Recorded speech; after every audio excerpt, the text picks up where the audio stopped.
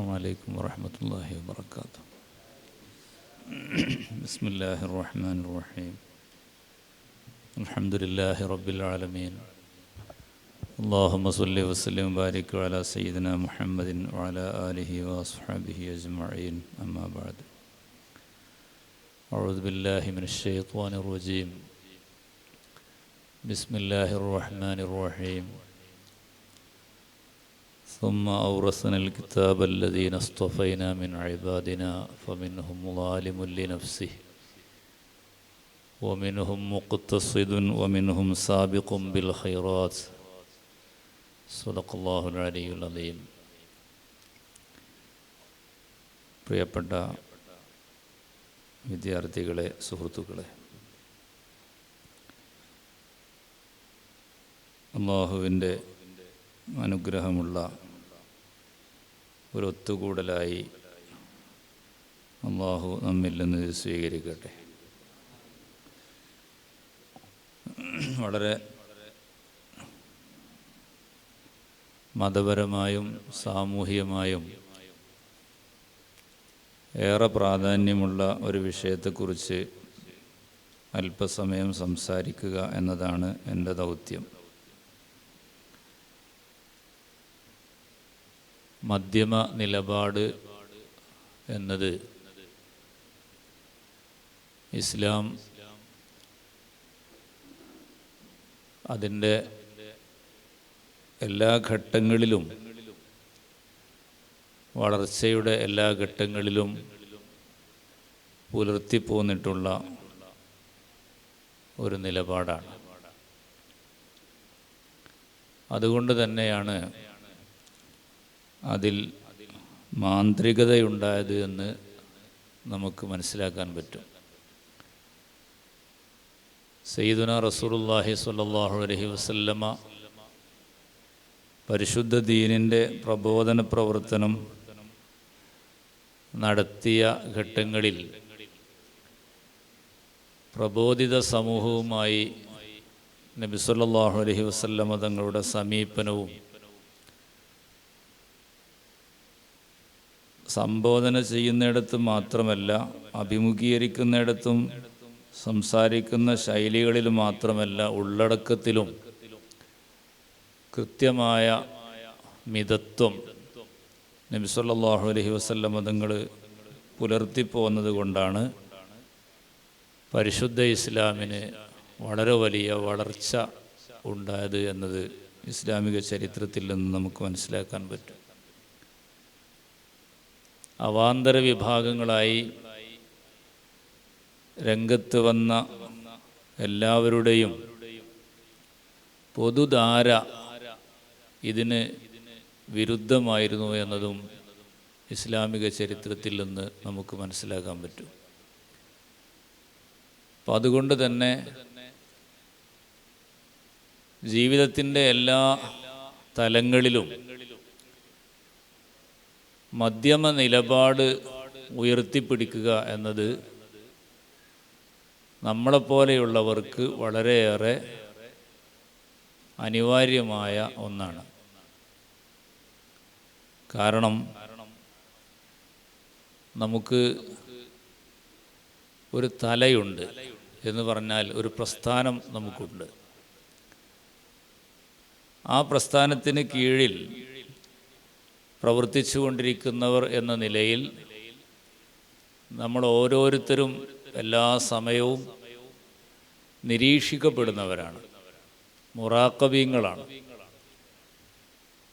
പലതരത്തിലുള്ള കണ്ണുകളും നമ്മളിലേക്ക് തിരിച്ചു പിടിക്കപ്പെട്ടിട്ടുണ്ട്. അപ്പോൾ നമ്മുടെ സംസാരങ്ങളിൽ, സമീപനങ്ങളിൽ, ശരീരഭാഷയിലടക്കം ഈ തരത്തിലുള്ള ഒരു നിലപാട്, അതായത് ഒരു മധ്യമ നിലപാട് നമ്മൾ നിരന്തരം പുലർത്തിപ്പോരുക എന്നത് ആവശ്യമാണ്. അടച്ചിടപ്പെട്ട റൂമിൻ്റെ അകത്ത് വെച്ച് നമ്മൾ സംസാരിക്കുന്നത് പോലും അതിവേഗം അന്തരീക്ഷത്തിൽ അലിഞ്ഞു ചേരുകയും അത് പിന്നീട് ആ ഒരു സദസ്സിൻ്റെ അകത്ത് ഒരു പക്ഷേ നമുക്ക് അല്ലെങ്കിൽ ആ സംസാരത്തിന് അത്ര തന്നെ അപകടമില്ലെങ്കിലും അത്തരം ഒരു സദസ്സിൽ നിന്ന് പുറത്തേക്ക് പോയ ആ സംസാരങ്ങൾ പിന്നീട് വളരെ വലിയ അപകടങ്ങൾ ഉണ്ടാക്കുന്നത് നമ്മൾ പലപ്പോഴും നമ്മുടെ സംഘടനാ ജീവിതത്തിലും പ്രബോധന പ്രവർത്തന മേഖലകളിലും നമുക്ക് അനുഭവിക്കേണ്ടി വന്നിട്ടുണ്ട്. ഓരോരുത്തരുടെയും ബുദ്ധിയുടെയും ഫഹമിൻ്റെയും സ്ഥിതി അനുസരിച്ച് അവരോട് സംസാരിക്കാവൂ എന്ന് നബി സല്ലല്ലാഹു അലൈഹി വസല്ലം തങ്ങൾ പഠിപ്പിച്ചതിൻ്റെ താല്പര്യവും മറ്റൊന്നല്ല. ഒരു കുട്ടിക്ക് ഭക്ഷണം കൊടുക്കുന്നിടത്തും ആ കുട്ടിയെ വളർത്തി കൊണ്ടുവരുന്നിടത്തും തെർബിയത്തിൻ്റെ ഭാഗമായി കുട്ടിക്ക് നൽകുന്ന പ്രത്യേകമായ പരിശീലനങ്ങളടക്കം യഥാർത്ഥത്തിൽ ഈ സ്ഥിതി നമ്മൾ അതിലൊക്കെ പാലിക്കേണ്ടതുണ്ട്. വളരെ പോഷക ഗുണം ഉള്ളതാണ് എന്ന് കരുതി ഭക്ഷണത്തിൻ്റെ ഒരു രീതി കുട്ടികളെ സംബന്ധിച്ചിടത്തോളം, വലിയവരെ സംബന്ധിച്ചിടത്തോളം, രോഗികളെ സംബന്ധിച്ചിടത്തോളം അതൊക്കെ നമ്മൾ പാലിക്കേണ്ടി വരാറുണ്ട്. ഇനി വേഷത്തിലാണെങ്കിലും യഥാർത്ഥത്തിൽ നമുക്കത് കാണാൻ പറ്റും. ഒരു ആലിമിൻ്റെ വേഷവും ആലിമല്ലാത്തവരുടെ വേഷവും, അതേപോലെ മാതൃകയാക്കപ്പെടുന്ന ഒരാളുടെ സംസാരവും, എല്ലാവരും മാതൃകയാകേണ്ടവരാണെങ്കിലും സമൂഹത്തിൽ മാതൃകയാക്കപ്പെടുന്നവർ എന്ന് പ്രത്യേകമായി നിരീക്ഷിക്കപ്പെടുന്ന ആളുകളുണ്ട്. അവരുടെ ഇരുത്തവും അവരുടെ സംസാരങ്ങളും അവരുടെ ഇടപാടുകളും അവരുടെ വ്യവഹാരങ്ങളും ഒക്കെ യഥാർത്ഥത്തിൽ കൃത്യമായി ഈ ഒരു നിലപാടിലേക്ക് ചേർന്ന് നിൽക്കുമ്പോൾ വളരെ വലിയ മാറ്റങ്ങൾ നമുക്കുണ്ടാക്കാൻ സാധിക്കും. ഒരു തിന്മയോടുള്ള പ്രതികരണം ആണ് യഥാർത്ഥത്തിൽ നമുക്ക് നടത്താനുള്ള അംറും ബിൽ മഅറൂഫും നഹിയും അനിൽ മുങ്കറും. ഇതാണ് യഥാർത്ഥത്തിൽ നമ്മുടെ ഒരു പൊളിറ്റിക്സ് എന്ന് പറയുന്നത്, നമ്മുടെ രാഷ്ട്രീയം എന്ന് പറയുന്നത്. ഈ അംറും ബിൽ മഅറൂഫും നഹിയും അനിൽ മുങ്കറും നിർവഹിക്കുന്നിടത്ത് പോലും അവിടെയും കൃത്യമായി നമുക്ക് ഈ പറഞ്ഞ മധ്യമ നിലപാട് നമ്മൾ സ്വീകരിച്ചിട്ടില്ലെങ്കിൽ വളരെ വലിയ അപകടം, ഫലം കുറയുമെന്ന് മാത്രമല്ല പലപ്പോഴും അപകടം തന്നെ ഉണ്ടാകുന്നത് നമുക്ക് കാണാൻ പറ്റും. അതുകൊണ്ടാണ് നബി സല്ലല്ലാഹു അലൈഹി വസല്ലം തങ്ങളെ തിന്മയോടുള്ള നിങ്ങളുടെ പ്രതികരണം എങ്ങനെയായിരിക്കണം, അത് നിങ്ങൾക്ക് നിങ്ങളുടെ ഒരു ഭരണകൂടത്തിന് കീഴിൽ പ്രവർത്തിക്കുമ്പോൾ, നിങ്ങളൊരു ഭരണാധികാരിയാകുമ്പോഴുള്ള സ്ഥിതിയും ഒരു ഭരണത്തിന് കീഴിൽ പ്രവർത്തിച്ചുകൊണ്ടിരിക്കുന്ന ആ ഒരു ഭരണീയനാകുന്ന സമയത്തുണ്ടാകുന്ന സ്ഥിതിയും ഇതിലൊക്കെ വലിയ വ്യത്യാസമുണ്ട് എന്ന് നബി സല്ലല്ലാഹു അലൈഹി വസല്ലം തങ്ങൾ പഠിപ്പിച്ചിട്ടുണ്ട്. നമ്മുടെ സാമൂഹിക അന്തരീക്ഷത്തിലേക്ക് നമ്മൾ വന്നാൽ ഒരു മതേതര രാജ്യത്തുള്ള ജീവിതവും മതരാജ്യത്തുള്ള ജീവിതവും ഇതിലും വലിയ വ്യത്യാസമുണ്ട്. എന്നാൽ അത് അഖീദയിൽ വ്യത്യാസമുണ്ട് എന്നോ നമ്മുടെ സംസ്കാരത്തിൽ വ്യത്യാസമുണ്ട് എന്നോ അല്ല. അഖീദയിലും നമ്മുടെ സംസ്കാരത്തിലും നമ്മുടെ കർമ്മങ്ങളിലൊന്നും ഒരു തരത്തിലുള്ള മൗലികമായ വ്യത്യാസവും ഇല്ലെങ്കിലും യഥാർത്ഥത്തിൽ അത് ഉയർത്തിപ്പിടിക്കുന്നിടത്ത് നമുക്കൊരുപാട് ശ്രദ്ധകളുണ്ടാകേണ്ടതുണ്ട് എന്നത് നമ്മൾ പഠിക്കേണ്ടവരാണ്.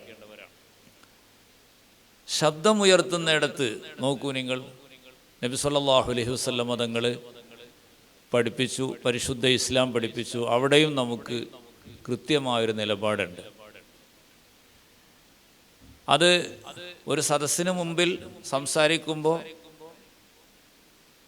ഇനി നമ്മൾ അതിൻ്റെ ഉള്ളടക്കത്തിൽ മാത്രമല്ല, ആ സംസാരത്തിൽ അതിൻ്റെ ശബ്ദത്തിലും നിങ്ങളെങ്ങനെയാണ് വളരെ ഉച്ചത്തിൽ സംസാരിക്കേണ്ടതില്ല. അള്ളാഹുവിനോട് ദുആഇരക്കുന്നിടത്ത് പോലും യഥാർത്ഥത്തിൽ എത്രയേ ആവശ്യമുള്ളൂ. നിസ്കാരത്തിന് ശേഷം ഇമാമും മഅ്മൂമുമായിട്ട് നിസ്കരിക്കുന്ന സമയത്തുണ്ടാകുന്ന നമ്മുടെ ഫിഖ്ഹിയായ ഹുക്കുമുകളിൽ അടക്കം, ദിക്ർ, ദുആ അടക്കമുള്ള കാര്യങ്ങളിൽ നമ്മൾ ചെയ്യേണ്ട മിതത്വത്തെക്കുറിച്ച് കൃത്യമായി വ്യക്തമായി പരിശുദ്ധ ഇസ്ലാം പഠിപ്പിച്ചിട്ടുണ്ട്. അവിടെ മഅ്മൂമ് കേൾക്കുക, മഅ്മൂമ് പഠിക്കുക, മഅ്മൂമ് ആമീൻ പറയുക ഇത്യാദി ആവശ്യങ്ങൾ ഉള്ളിടത്ത് അവർക്ക് കേൾക്കാവുന്ന വിധത്തിലും അവർക്ക് പഠിക്കാവുന്ന രീതിയിലും അവർക്ക് ആമീൻ ചൊല്ലാൻ പറ്റാവുന്ന തരത്തിലുള്ള ശബ്ദത്തിൽ അപ്പുറം ഉള്ളത് യഥാർത്ഥത്തിൽ അതും ഒരു അമിതമാണ് എന്ന് പരിശുദ്ധ ഇസ്ലാം പഠിപ്പിക്കുന്നുണ്ട്. ഈ കുപ്പായത്തിൻ്റെ കൈ, നമ്മൾ ധരിക്കുന്ന ജുബ്ബയുടെ, ഷർട്ടിൻ്റെ, വസ്ത്രത്തിൻ്റെ ഇതുപോലും ഇത് തൂക്കിയിടുന്ന സമയത്ത് നമ്മുടെ കഫിൻ്റെ അപ്പുറത്തേക്ക് കടക്കുന്നത് ഇസ്രാഫാണ് എന്ന് പരിശുദ്ധ ഇസ്ലാം പഠിപ്പിച്ചിട്ടുണ്ട്. മയ്യത്തിനെ കഫൻ ചെയ്യുന്നിടത്തും അതുപോലെ ഉള്ള സന്ദർഭങ്ങളിലടക്കം എല്ലാം പരിശുദ്ധ ഇസ്ലാം പഠിപ്പിച്ചിട്ടുണ്ട്. അപ്പോൾ നമ്മുടെ ഒരു മുസ്ലിമിൻ്റെ ജീവിതത്തിൻ്റെ എല്ലാ ഘട്ടങ്ങളിലും എല്ലാ തലങ്ങളിലും കൃത്യമായ മിതത്വവും അതുപോലെ തന്നെ മധ്യമ നിലപാടും പരിശുദ്ധ ഇസ്ലാം ഉയർത്തിപ്പിടിച്ചു എന്നാണ് ഒരു ആമുഖം എന്ന രീതിയിൽ എനിക്ക് നിങ്ങളോട് സൂചിപ്പിക്കാനുള്ളത്. ആമുഖത്തിലുണ്ടെങ്കിൽ ഇനി ബാക്കിയുള്ളത് ഞാൻ നീട്ടുമോ എന്ന് നിങ്ങൾ ഭയപ്പെടേണ്ട. പക്ഷേ ബാക്കിയുള്ള കാര്യങ്ങൾ പിന്നെ കൂടുതൽ പറയാൻ സമയം കിട്ടിയില്ലെങ്കിൽ എന്ന് കരുതിയിട്ട് ഞാൻ തുടക്കത്തിൽ കുറച്ച് കാര്യങ്ങൾ സൂചിപ്പിച്ചതാണ്. ഞാൻ നേരത്തെ ഓതി വെച്ച പരിശുദ്ധ ഖുർആനിലെ ആയത്ത്, സുമ്മ ഔറസനൽ കിതാബല്ലദീന സ്തഫൈനാ മിൻ ഇബാദിനാ ഫമിൻഹും ളാലിമുൻ ലിനഫ്സിഹി വമിൻഹും മുഖ്തസിദുൻ വമിൻഹും സാബിഖും ബിൽ ഖൈറാത്ത് ബിഇദ്നില്ലാഹ് ദാലിക ഹുവൽ ഫദ്ലുൽ കബീർ. നോക്കൂ, നിങ്ങൾ അള്ളാഹുവിൻ്റെ അടിമകളിൽ നിന്ന് അള്ളാഹു പ്രത്യേകം സെലക്റ്റീവായിട്ടുള്ള ഒരു വിഭാഗത്തിനാണ് യഥാർത്ഥത്തിൽ പരിശുദ്ധ ഖുർആനിൻ്റെ അള്ളാഹുവിൻ്റെ ഗ്രന്ഥങ്ങളുടെ വിറാസത്ത് അള്ളാഹു തആല നൽകിയിരിക്കുന്നു. അപ്പോൾ ഇസ്ലാമിൻ്റെ ദർശനങ്ങൾ, ഇസ്ലാമിൻ്റെ നിലപാടുകൾ, കാഴ്ചപ്പാടുകൾ അത് വിശ്വാസത്തിലും കർമ്മത്തിലും ഇബാദത്തിലും വ്യവഹാരങ്ങളിലും സാമൂഹിക ബന്ധങ്ങളിലും സമ്പർക്കങ്ങളിലുമൊക്കെ അത് ഉയർത്തിപ്പിടിക്കുന്നിടത്ത് 3 തരം ആളുകളെ പരിശുദ്ധ ഇസ്ലാം പരിചയപ്പെടുത്തി ഈ പരിശുദ്ധ ആയത്തിലൂടെ. ഫമിൻഹും ളാലിമുൻ ലിനഫ്സി, വീഴ്ച വരുത്തുന്ന ആളാണ് ഒരു വിഭാഗം. വമിൻഹും മുഖ്തസിദുൻ, മിതത്വം പാലിക്കുന്നവരാണ് വേറൊരു വിഭാഗം. വമിൻഹും സാബിഖും ബിൽ ഖൈറാത്ത്, ഖൈറാത്തുമായിട്ട് വളരെയേറെ മുന്നോട്ട് പോയിക്കൊണ്ടിരിക്കുന്നവരാണ് വേറൊരു വിഭാഗം. ഇത് ഈ സാബിഖും ബിൽ ഖൈറാത്ത് എന്നുള്ളത് ഒരിക്കലും തജാവുസുൽ ഹദ്ദല്ല. അത് പരിധി സീമകൾ ലംഘിച്ചുകൊണ്ടുള്ള അമിതമായ മധ്യമ നിലപാടിനെ പുറന്തള്ളിയിട്ടുള്ളൊരു വിഭാഗമല്ല. അവരവരുടെ അളവനുസരിച്ച് അവരുടെ സ്ഥിതിയും സാഹചര്യമൊക്കെ അനുസരിച്ച് ഖൈറാത്തുകൾ ചെയ്യുന്നിടത്ത് കൂടുതൽ മത്സരിക്കുന്നവരാണ് എന്നാണ്. അതാണ് വസ്സാബിഖൂന സാബിഖൂൻ ഉലായിക്കൽ മുഖറബൂൻ എന്ന് പരിശുദ്ധ ഖുർആൻ പഠിപ്പിച്ചു. വസാരിഉ ഇലാ മഗ്ഫിറത്തിൻ മിർ റബ്ബിക്കും വജന്നത്തിൻ അർളുഹസ് സമാവാതു വൽ അർളു ഉഇദ്ദത് ലിൽ മുത്തഖീൻ. അല്ലാഹുവിൽ നിന്നുള്ള റഹ്മത്തും മഗ്ഫിറത്തും പടച്ച റബ്ബിൻ്റെ ഉന്നതമായ സ്വർഗീയമായ അനുഗ്രഹങ്ങളും ലഭിക്കാൻ ആവശ്യമായ തരത്തിലുള്ള ഖൈറാത്തുകൾ ചെയ്യുന്നിടത്ത് നിങ്ങൾ വളരെയേറെ മുന്നോട്ട് കുതിച്ചുകൊണ്ടിരിക്കണം, മുന്നിലായിരിക്കണം എന്ന് പരിശുദ്ധ ഖുർആൻ പഠിപ്പിച്ചു.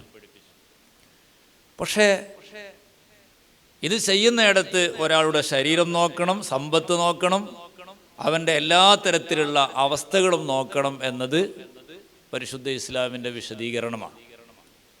പണം ചിലവഴിക്കുന്നിടത്ത് നോക്കൂ നിങ്ങൾ, പരിശുദ്ധ ഖുർആൻ ചിലവഴിക്കുന്നിടത്ത് പറഞ്ഞിടത്തൊക്കെ വഅൻഫിഖൂ മിമ്മാ റസഖ്നാക്കും എന്നാണ് പറയുന്നത്. അത് തബ്ഈലിനാണ്. അപ്പോൾ അള്ളാഹു നൽകിയത് മുഴുവൻ ചെലവഴിക്കണം എന്ന് പറയുന്നില്ല. മിമ്മാ റസഖ്നാക്കും, നിങ്ങൾക്ക് അള്ളാഹു നൽകിയതിൽ നിന്ന് നിങ്ങൾ കൊടുക്കണം എന്നാണ്. അഫ അതസദ്ദഖു ബിജമീഇ മാലി എന്ന ആശയം നബി സല്ലല്ലാഹു അലൈഹി വസല്ലം തങ്ങളോട് ആ വാക്ക്, ഏതായാലും എൻ്റെ മാല് മുഴുവൻ കൊടുക്കട്ടെ എന്ന് ചോദിച്ചല്ലോ, വേണ്ട എന്ന് പറഞ്ഞു. നിസ്ഫ് കൊടുക്കണോ, വേണ്ട എന്ന് പറഞ്ഞു. സുലുസ് കൊടുക്കട്ടെ എന്ന് ചോദിച്ചപ്പോൾ വസുലുസു ഖൈർ എന്നാണ് നബി സല്ലല്ലാഹു അലൈഹി വസല്ലം തങ്ങൾ പറഞ്ഞു. പിന്നീട് നബി സല്ലല്ലാഹു അലൈഹി വസല്ലം തങ്ങൾ പറഞ്ഞു, നീ എല്ലാം കൊടുത്ത് നിന്റെ കുട്ടികൾ ആലത്തായിട്ട് മറ്റുള്ള ആളുകളെ ആശ്രയിക്കേണ്ട തരത്തിൽ ആലംബഹീനരായി മാറുന്നതിനേക്കാളേറെ നിന്റെ മക്കൾക്ക് വേണ്ടി നീ വല്ലതും ബാക്കി വെക്കലാണ് നിനക്ക് ഖൈർ എന്ന് സയ്യിദുനാ റസൂലുള്ളാഹി സ്വല്ലല്ലാഹു അലൈഹി വസല്ലം. അപ്പോൾ പണം ചിലവഴിക്കുക അള്ളാഹുവിൻ്റെ മാർഗത്തിൽ, തസദ്ദുഖു ഫീ സബീലില്ല, അൽ ഇൻഫാഖു ഫീ സബീലില്ല, ഇത് ഖൈറാണ്, യാതൊരു സംശയവുമില്ല. പക്ഷേ ഈ ഖൈറ് അനുവർത്തിക്കുന്നിടത്തും ഒരാളുടെ സാഹചര്യം നോക്കണം എന്ന് പറഞ്ഞു. അമ്മൽ മുഈലു ഫലാ യജൂസു ഖുഊദുഹു അൻ മക്സബിൻ എന്ന് നമ്മുടെ അദിക്കയിൽ പറയുന്നു. ആശയം നമുക്കെല്ലാവർക്കും അറിയാം. അപ്പോൾ തന്നെ ആശ്രയിച്ച് മറ്റുള്ള ആളുകൾ കഴിയുന്നുണ്ട് എങ്കിൽ, നോക്കൂ നിങ്ങൾ, തന്നെ ആശ്രയിച്ച് മറ്റുള്ള ആളുകൾ കഴിയുന്നുണ്ട് എങ്കിൽ അവർക്ക് എല്ലാ തരത്തിലും നിങ്ങൾ ആശ്രയമാകുന്ന ഒരു ഘട്ടത്തിൽ, അവർക്ക് ഉത്തരമാകുന്ന ഒരു ഘട്ടത്തിൽ, ആൻസർ ആകുന്ന ഒരു ഘട്ടത്തിൽ നിങ്ങൾ അതെല്ലാം ഒഴിവാക്കിയിട്ട് വേറെ ഏതെങ്കിലും ഒരു ലോകത്തേക്ക് നിങ്ങൾ പോകുന്നത് തിന്മയാണ് എന്ന് പരിശുദ്ധ ഇസ്ലാം പഠിപ്പിച്ചു. മക്കളുള്ള, ഭാര്യയുള്ള, കുടുംബങ്ങളുള്ള ഒരാൾ മക്ബറകളിൽ പോയിരിക്കുകയാണ്. എന്നിട്ട് വീട്ടിലേക്ക് വരുന്നില്ല. ഒരു പക്ഷേ അദ്ദേഹത്തിന് കടം കുടുങ്ങിയത് കൊണ്ടോ അല്ലെങ്കിൽ നാട്ടിൽ ജീവിക്കാൻ പറ്റാത്ത സാഹചര്യം കൊണ്ടോ ആയിരിക്കാം. എങ്കിൽ അത് അങ്ങനെ അഡ്രസ്സ് ചെയ്യുന്നതിന് പകരം അതിന് ആത്മീയതയായിട്ട് അഡ്രസ്സ് ചെയ്യുന്നതാണ് യഥാർത്ഥത്തിൽ ഇസ്ലാമിനെ സംബന്ധിച്ചിടത്തോളം അപകടമെന്ന് പറയും. അങ്ങനെ മക്ബറകളിൽ പോയിരുന്ന് ഒരു 4-5 മോതിരവും 4 വിരലിലും മോതിരം ഇട്ട് താടിയും മീശയൊക്കെ അലസമായി വളർത്തി ഇങ്ങനെ ദുർഗന്ധവും വളരെ മോശമായൊരു സ്ഥിതി ഉണ്ടായിക്കഴിഞ്ഞാൽ തൻ്റെ മർത്തബ വളരെ വലിയ മർത്തബയിലേക്ക് ഞാൻ എത്തിയെന്ന് വരുത്തി തീർക്കുന്നതിനെ സംബന്ധിച്ചിടത്തോളം എല്ലാ അർത്ഥത്തിലും അത് അനിസ്ലാമികമാണ് എന്ന് നമുക്കറിയാം. എന്തുകൊണ്ട്? ഒരാളെ ആശ്രയിക്കുന്ന മക്കളുണ്ട്, ഭാര്യയുണ്ട്, കൂട്ടുകുടുംബങ്ങളുണ്ട്. ഇതൊന്നും ഇല്ലാതിരിക്കേണ്ടിയിരുന്നു ആദ്യം. അതേ സ്ഥാനത്ത് കല്യാണം കഴിക്കുന്ന സമയത്തോ അത് 2-3 ഒക്കെ ചിലപ്പോൾ കെട്ടിയിട്ടുണ്ടാവും. അതൊക്കെ കഴിഞ്ഞ് അതിലൊക്കെ മക്കളും ഉണ്ടായിട്ടുണ്ടാവും. ഈ കുട്ടികൾക്ക് മതം പഠിപ്പിക്കുക, ഈ കുട്ടികൾക്ക് സാമൂഹ്യം പഠിപ്പിക്കുക, അള്ളാഹുവിനെയും ഹബീബ നബി സല്ലല്ലാഹു അലൈഹി വസല്ലം മതങ്ങളെയും പഠിപ്പിച്ചു കൊടുക്കുക, അവർക്ക് ഇബാദത്തിന് ആവശ്യമായ അറിവുകൾ കൊടുക്കുക, അവർക്ക് ധരിക്കാൻ വസ്ത്രവും കഴിക്കാൻ ഭക്ഷണവും കുടിക്കാൻ വെള്ളവും താമസിക്കാൻ പാർപ്പിടവും ഒരുക്കി കൊടുക്കുക എന്നുള്ളത് ഒരാളുടെ ബാധ്യതയാണ്. ഇനിയോ ഈ ബാധ്യതയ്ക്ക് വേണ്ടി ഒരാൾ അധ്വാനിക്കുന്നതോ അതൊരു ഇബാദത്താണ്. ഒരാൾ പണിയായുധങ്ങളുമായിട്ട് വീട്ടിൽ നിന്ന് പുറത്തേക്കിറങ്ങിയിട്ട് അധ്വാനിക്കുന്ന ഒരു മനുഷ്യനെ കുറിച്ച് നബി സല്ലല്ലാഹു അലൈഹി വസല്ലം തങ്ങൾ പറഞ്ഞത് അത് തവക്കുലിനെതിരല്ല എന്നാണ്. ലൗ അന്നക്കും തതവക്കലൂന അലല്ലാഹി ഹഖ്ക തവക്കുലിഹി ലറസഖക്കും കമാ യർസുഖു ത്വയ്ർ യഗ്ദു ഖിമാസൻ വയറൂഹു ബിത്വാന, നബി സല്ലല്ലാഹു അലൈഹി വസല്ലം പറഞ്ഞു. തവക്കുല് എന്ന് പറഞ്ഞാൽ എന്താണ്? ആരോടും ഒരു ബന്ധമില്ലാതെ ജീവിക്കുക എന്നുള്ളതല്ല. തവക്കുൽ എന്ന് പറഞ്ഞാൽ ഇന്നല്ലാഹ ഹുവർ റസ്സാഖു ദുൽ ഖുവ്വത്തിൽ മത്തീൻ എന്ന് പരിശുദ്ധ ഖുർആൻ പഠിപ്പിച്ചിട്ടുണ്ട്. അപ്പോൾ അതുകൊണ്ട് റിസ്ക് നൽകുന്നവൻ അള്ളാഹുവാണ്. അതുകൊണ്ട് ഞാൻ മറ്റൊരു വഴിയും സ്വീകരിക്കേണ്ടതില്ല, റിസ്ക് ഇങ്ങനെ അള്ളാഹു നൽകിക്കോളും എന്ന് കരുതി മേലോട്ടും നോക്കിയിട്ട് ഇരുന്നാൽ അതിന് തവക്കുൽ എന്ന് പറയൂല എന്ന് മാത്രമല്ല, അത് പലപ്പോഴും അക്രമമായിരിക്കും. ഒറ്റത്തടിയാണ് എങ്കിൽ നമുക്ക് ശരിവെക്കാം. കാരണം വിശക്കുന്ന സമയത്ത് വേറെ എന്തെങ്കിലുമൊക്കെ വഴി നോക്കിക്കോളും. അതേ സ്ഥാനത്ത് ഒറ്റത്തടിയല്ല, ഇയാളെ കൂടെ മറ്റുള്ള ആളുകൾ ആശ്രയിക്കുന്നുണ്ട് എങ്കിൽ ഇതിലൊന്നും ഒരു അർത്ഥമില്ല. അതൊക്കെ ഒരു തീർത്തും ഒരു തരം ആഭാസം എന്നതല്ലാതെ അതിനെക്കുറിച്ചൊന്നും പറയാനില്ല. ലൗ അന്നക്കും തതവക്കുലൂന അലല്ലാഹി ഹഖ്ക തവക്കുലിഹി, നിങ്ങൾ അള്ളാഹുവിൽ ശരിയായ രീതിയിൽ ഭരമേൽപ്പിച്ച് തവക്കുല് എന്ന് പറയുന്ന ഈമാനികമായ ഗുണം, തവക്കുല് എന്ന് പറഞ്ഞാൽ അതാണല്ലോ, ഈമാനികമായ ഗുണമാണ് തവക്കുലും യഖീനും ഇസ്തിഖാമത്തും ഒക്കെ. അപ്പം ശരിയായ രീതിയിൽ നിങ്ങൾ ഈമാനികമായ ഗുണമാകുന്ന തവക്കുൽ ഉയർത്തിപ്പിടിക്കുന്നവരാണ് എങ്കിൽ നിങ്ങൾക്ക് അള്ളാഹു ഭക്ഷണം നൽകുമെന്ന് പറഞ്ഞിട്ട് കമാ യർസുഖു ത്വയ്ർ, ഒരു പക്ഷിക്ക് ഭക്ഷണം നൽകുന്ന പോലെ എന്നാണ് പറഞ്ഞത്. എന്താ പക്ഷിയുടെ ഭക്ഷണത്തിൻ്റെ സ്ഥിതി? യഗ്ദു ഖിമാസൻ വയറൂഹു ബിത്വാനാൻ, പൊട്ടിയ വയറുമായിട്ട് പക്ഷി കൂട് വിട്ടിറങ്ങുന്നു. വയറൂഹു ബിത്വാനൻ, നിറഞ്ഞ വയറുമായിട്ട് പക്ഷി കൂടണയുന്നു. സയ്യിദുനാ റസൂലുള്ളാഹി. ഇത്ര നല്ലൊരു ആശയമാണ്. പക്ഷിക്ക് ഭക്ഷണം നൽകുന്നവൻ അള്ളാഹുവാണ്. അതുകൊണ്ട് പക്ഷി ഇങ്ങനെ വിശന്നുകൊണ്ട് കൂട്ടിലിരിക്കുകയാണ് എങ്കിൽ അതല്ല തവക്കുൽ. മറിച്ച് തവക്കുൽ എന്ന് പറയുന്നത് അള്ളാഹു നിനക്ക് ഏൽപ്പിച്ചു തന്ന ഉത്തരവാദിത്തം അല്ലെങ്കിൽ നിനക്കൊണ്ടാകാവുന്ന കാര്യങ്ങൾ എന്താണ് എങ്കിൽ അത് ചെയ്യണം എന്നതാണ്. ഒരു മനുഷ്യന് ഉറക്കൊഴിക്കാൻ പറ്റുമോ? ഉറക്കം തൻ്റെ ശരീരത്തിൻ്റെ നിലനിൽപ്പിന് ആവശ്യമാണ്. ഭക്ഷണം ശരീരത്തിൻ്റെ നിലനിൽപ്പിന് ആവശ്യമാണ്. വെള്ളം നിലനിൽപ്പിന് ആവശ്യമാണ്. ഭക്ഷണം കഴിക്കാതെ, വെള്ളം കുടിക്കാതെ, വിശ്രമമില്ലാതെ ഒരാൾ ചെയ്യുന്നത് യഥാർത്ഥത്തിൽ ക്രമം തെറ്റിയ പരിപാടിയാണ്, അത് അക്രമമാണ് എന്ന് പരിശുദ്ധ ഇസ്ലാം പഠിപ്പിച്ചു. വജഅൽനാ നൗമക്കും സുബാതൻ വജഅൽന ലൈല ലിബാസൻ വജഅൽന നഹാറ മആശ. അല്ലാഹു സുബ്ഹാനഹു വ തആല സൂര്യനെയും അതുപോലെ തന്നെ നക്ഷത്രങ്ങളെയും ഭൂമിയെയൊക്കെ പടച്ചു. ഇങ്ങനെ ഇഖ്തിലാഫുൽ ലൈലി വന്നഹാർ, രാവും പകലും മാറി മാറി വരുന്ന സ്ഥിതിയാണല്ലോ ഉള്ളത്. രാവും പകലും മാറി മാറി വരുമ്പോൾ ഒരാൾക്ക് ഉറങ്ങണമെങ്കിൽ ഉറങ്ങാൻ സുഖം രാത്രിയാണ്. വബ്തഗൂ മിർ റിസ്ഖി മിൻ ഫദ്ലില്ലാ, അള്ളാഹുവിൻ്റെ ഔദാര്യം തേടി, പടച്ചറബിൻ്റെ റിസ്ക് തേടി ഒരാൾ അലയുകയാണ്. അതിന് പറ്റുന്ന സമയമെന്ന് പറയുന്നത് പകലുമാണ്. എല്ലാം പകലായിരുന്നുവെങ്കിൽ, എല്ലാം രാത്രിയായിരുന്നെങ്കിൽ നമ്മുടെ താളം തെറ്റും, താളഭംഗം സംഭവിക്കും. അപ്പോൾ ഉറങ്ങാൻ നമുക്ക് നല്ല സമയം, വജഅൽന ലൈല ലിബാസൻ, മൂടിപ്പുതച്ചുറങ്ങാൻ പറ്റാവുന്ന തരത്തിലുള്ള അന്തരീക്ഷം അല്ലാഹു തആല പഠിച്ചു തന്നു. ഇനി പകലിനെപ്പോലും രാത്രിയെപ്പോലും എന്നും പകലാക്കുക എന്ന് പറയുന്നത് അക്രമമാണ്.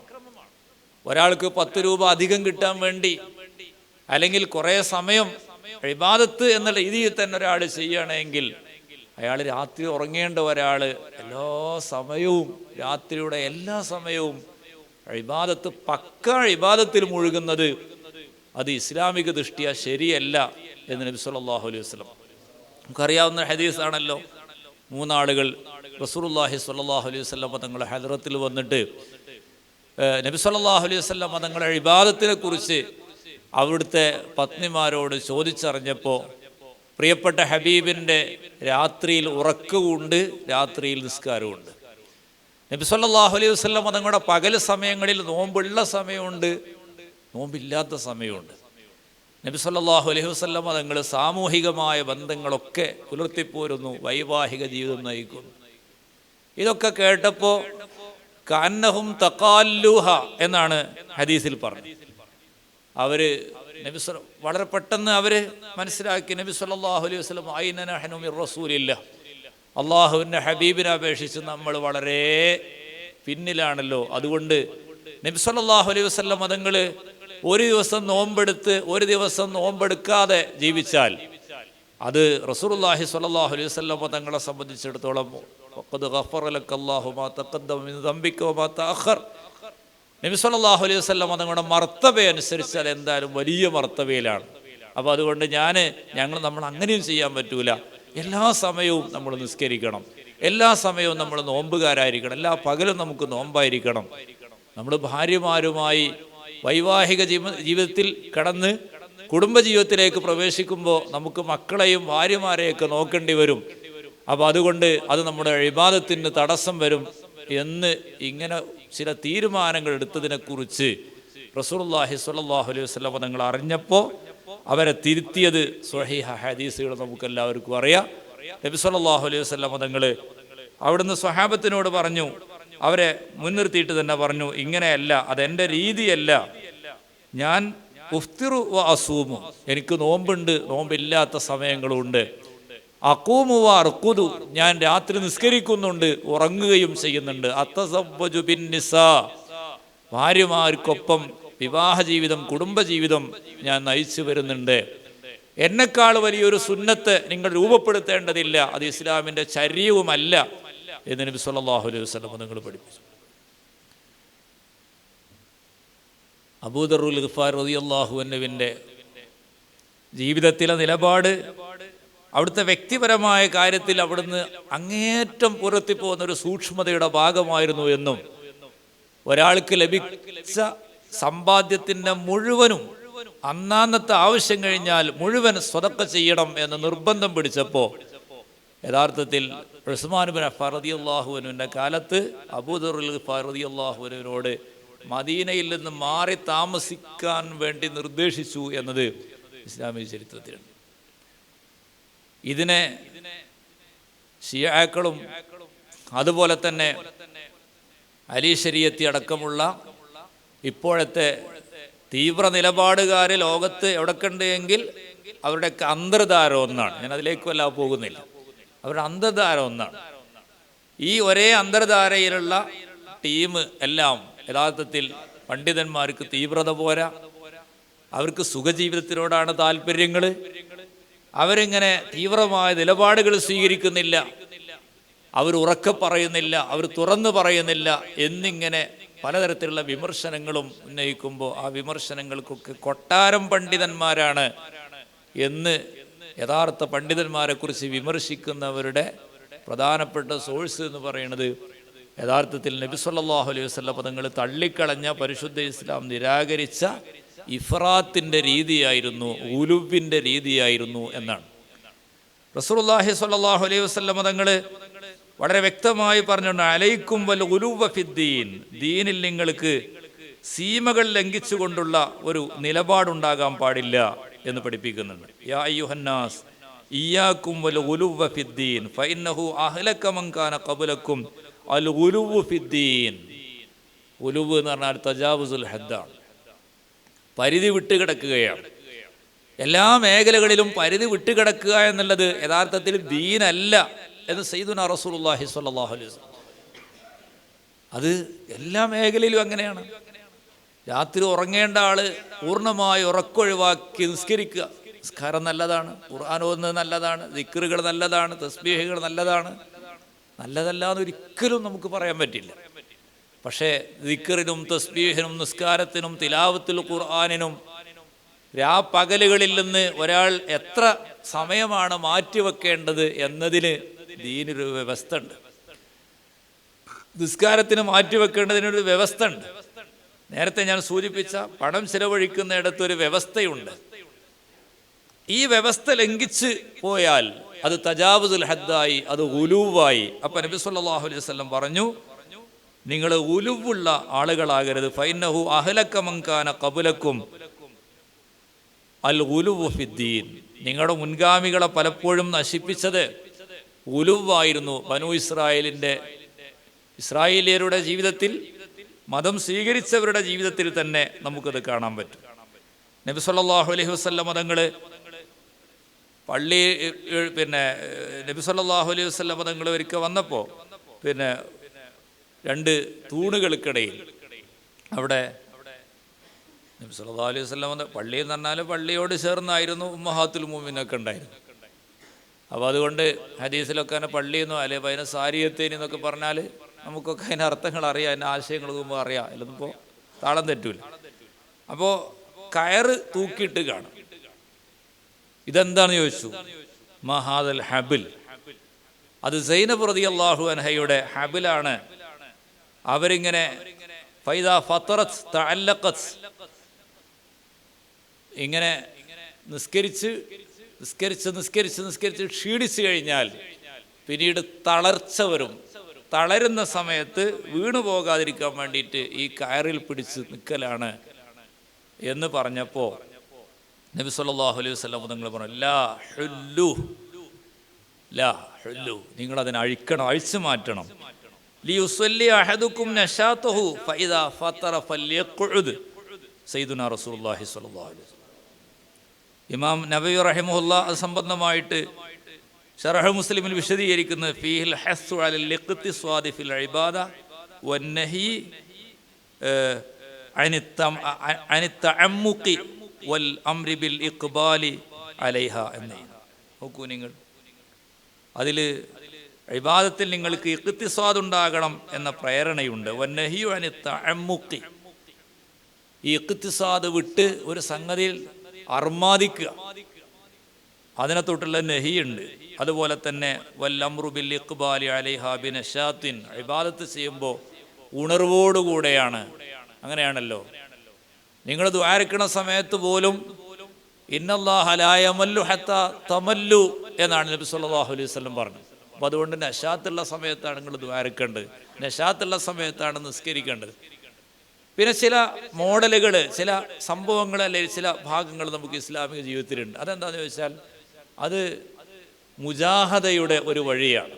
അതാണ് ഞാൻ നേരത്തെ പറഞ്ഞത്. അത് വമിനുഹും സാബിഖും ബിൽ ഖൈറാത്താണ്. ആ ഭാഗം നിങ്ങൾ തെറ്റിദ്ധരിക്കരുത്. അത് വമിൻഹും സാബിഖും ബിൽ ഖൈറാത്താണ്. അത് മുജാഹദയുടെ വഴിയാണ്. മുജാഹദയുടെ വഴിയിലേക്ക് ഒരാൾ എത്തുക എന്ന് പറയുന്നത് അത് കോമൺ ആയിട്ടുള്ളൊരു സംഗതിയല്ല. വജാഹിദു ഫില്ലാഹി ഹഖ്ക ജിഹാദി, അതേപോലെ വല്ലദീന ജാഹദു ഫീനാ ലനഹ്ദിയന്നഹും സുബുലനാ വഇന്നല്ലാഹ ലമഅൽ മുഹ്സിനീൻ. അത് മുജാഹദയാണ്. മുജാഹദ എന്ന് പറയുമ്പോൾ അതിങ്ങനെ ഒരാൾ ത്വരീഖത്തിൻ്റെ അഖ്ദും ബി അഹ്വത്തകൽ വറഅ് എന്ന് പറഞ്ഞാൽ അതും കടന്ന് അതിൻ്റെ അപ്പുറത്തേക്ക് സഞ്ചരിച്ച് ജീവിതത്തിൻ്റെ അവിടെ പിന്നെ ശരീരത്തെ തളർത്തിയിട്ട് മനസ്സുണർന്നു നിൽക്കുന്ന ഒരു ഘട്ടമാണ്. അതൊരു സൗന്ദര്യമുള്ള ഒരു മധുരമുള്ള ഘട്ടമാണ്. അള്ളാഹു തൗഫീഖ് നൽകട്ടെ. അത് യഥാർത്ഥത്തിൽ അമിതമല്ല, അത് സൗന്ദര്യമാണ്. അത് ഇസ്ലാമിൻ്റെ ആത്മീയമായൊരു സൗന്ദര്യമാണ്. പക്ഷെ ഒരു കോമൺ ജീവിതത്തിൽ, ഒരു പൊതുവായ ഒരു ഇസ്ലാമിക ജീവിതത്തിൽ യഥാർത്ഥത്തിൽ നമ്മൾ കാണേണ്ട ഒരു കാര്യം എന്ന് പറഞ്ഞാൽ അത് അവർ കറാഹത്ത് ചെയ്യുന്നിടത്തും ഖിലാഫുൽ ഔല ചെയ്യുന്നിടത്ത് മാത്രമല്ല, ഖിലാഫുൽ ഔലയിലും കറാഹത്തിലൊക്കെ നഹിയുണ്ട് നേരിടും. അതേ സ്ഥാനത്ത് ഹലാല് ചെയ്യുന്നിടത്ത് പോലും, ഹലാൽ എന്ന് പറഞ്ഞാൽ നമുക്ക് അനുവദിക്കപ്പെട്ടതാണ്, നഹിയില്ലല്ലോ. പക്ഷേ ഈ ഹലാല് ചെയ്യുന്നിടത്ത് പോലും അവരുടെ നിലപാട് എന്ന് പറയുന്നത് ഹലാലല്ലേ എന്നതായിരിക്കും.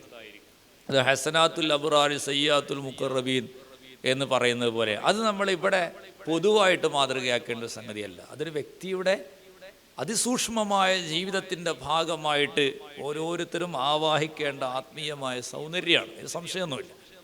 പക്ഷേ യഥാർത്ഥത്തിൽ സാധാരണ ഒരു ജീവിതത്തിൻ്റെ ഒരു പൊതുവായ രീതി അനുസരിച്ച് നിങ്ങൾ ഈ രീതിയല്ല സ്വീകരിക്കേണ്ടത് എന്ന് നബി സല്ലല്ലാഹു അലൈഹി വസല്ലം തങ്ങൾ വിശദീകരിച്ചു. ഇത് നോക്കൂ, നിങ്ങൾ കുറച്ച് ഒന്ന് രണ്ട് കാര്യങ്ങൾ ഞാൻ സൂചിപ്പിക്കുക. ഉദാഹരണത്തിന് ഇസ്ലാമിൻ്റെ ഒരു മധ്യമ നിലപാടിൻ്റെ ഭാഗമായിട്ട് അള്ളാഹുവിൻ്റെ നിർദ്ദേശങ്ങളിൽ തന്നെ, നമ്മോടുള്ള നിർദ്ദേശങ്ങളിൽ നമുക്ക് എണ്ണി പറയാവുന്നൊരു കാര്യം, ഇപ്പോൾ നിസ്കാരം പള്ളിയിൽ വെച്ച് മാത്രമേ നിസ്കരിക്കാവൂ എന്നൊരു നിലപാട് ഇസ്ലാമിനുണ്ടായിരുന്നെങ്കിൽ നമുക്കത് മാ ജഅല അലൈക്കും ഫിദ്ദീനി മിൻ ഹറജ് അല്ലേ, ഉമ്മത്ത അബീക്കും ഇബ്രാഹിം എന്ന് പറയാം. അപ്പോൾ നബി സല്ലല്ലാഹു അലൈഹി വസല്ലം തങ്ങൾ പഠിപ്പിച്ചു, പരിശുദ്ധ ഖുർആൻ പഠിപ്പിച്ചു, നിങ്ങൾക്ക് താങ്ങാൻ കഴിയാത്ത ലാ യുകല്ലിഫുല്ലാഹു നഫ്സൻ ഇല്ലാ വുസ്അഹാ. ഈ ആയത്ത് അതിൻ്റെ മുമ്പത്തെ ആയത്ത് ഇൻ തുബ്ദൂ മാ ഫീ അൻഫുസികും ഔ തുഖ്ഫൂഹു യുഹാസിബുക്കും ബിഹില്ലാഹ് ഫയഗ്ഫിറു ലിമൻ യശാ വ യുഅദ്ദിബു മൻ യശാ. ഇതാണ് ആയത്ത്. അപ്പോൾ ഇൻ തുബ്ദൂ മാ ഫീ അൻഫുസികും ഔ തുഖ്ഫൂഹു, നിങ്ങളുടെ ഉള്ളിലുള്ളത് നിങ്ങൾ വെളിപ്പെടുത്തിയാലും വെളിപ്പെടുത്താതെ നിങ്ങൾ ഒളിപ്പിച്ചു വച്ചാലും വിചാരണ നേരിടേണ്ടി വരും എന്ന് പരിശുദ്ധ ഖുർആൻ പറഞ്ഞപ്പോൾ സ്വഹാബത്തിനൊക്കെ വല്ലാത്ത പേടി തോന്നി. കാരണം ഈ ഹാജിസ്, ഖാത്തിർ, ഹദീസുൻ നഫ്സ് എന്നൊക്കെ പറഞ്ഞിട്ട് മനസ്സിൻ്റെ ചില ഘട്ടങ്ങളുണ്ടല്ലോ നമ്മൾ പഠിച്ചിട്ടുണ്ടോ.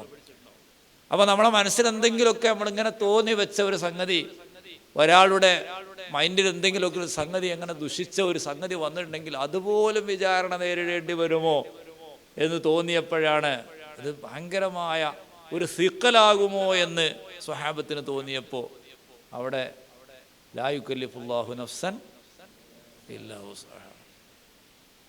എൻ്റെ മനസ്സിനെ നിയന്ത്രിക്കണം. പക്ഷേ എന്നാലും പലതും നമ്മുടെ മനസ്സിലൊരു മിന്നലാട്ടായിട്ട് ഇങ്ങനെ കടന്നു പോകുമല്ലോ.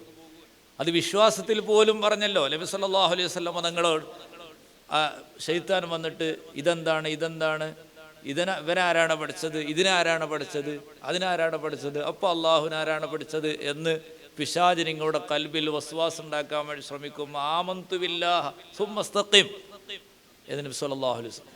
അങ്ങനെ നിങ്ങളുടെ മനസ്സിൽ തോന്നാൻ പാടില്ല, തോന്നിയാൽ കുഫ്റാണ് എന്ന് പറഞ്ഞാൽ അത് നേരത്തെ പറഞ്ഞ മുജാഹദയുടെ മുറാക്കബയുടെ അഹ്ലുകാരെ സംബന്ധിച്ചിടത്തോളം അവർക്ക് അതുണ്ട്. അത് ഘട്ടം വേറെയാണ്.